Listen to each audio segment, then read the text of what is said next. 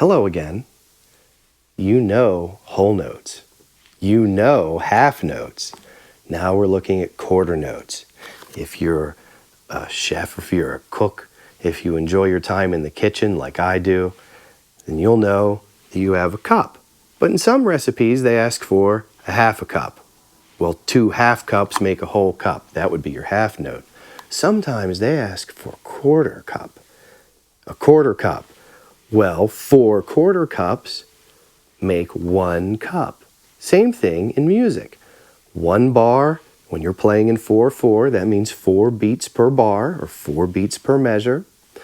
What you have is 4 quarter notes. You have 4 quarter notes that make up a bar. Well, what does that mean? If we strum twice in a bar for a half note, or once for a whole note, what does that mean? You have it. You got it right. We strum on every single beat now. We do the same thing with the fretting hand. Just lightly across the strings, we're looking for that thump, and we have our guitar pick on the low E string. We're going to strum through all 6 strings, and we're always comfortable and nice and loose. All we do is strum on each beat. You know how I've been counting bars of 4. 1, 2, 3, 4. 1, 2, 3, 4. Again and again and again.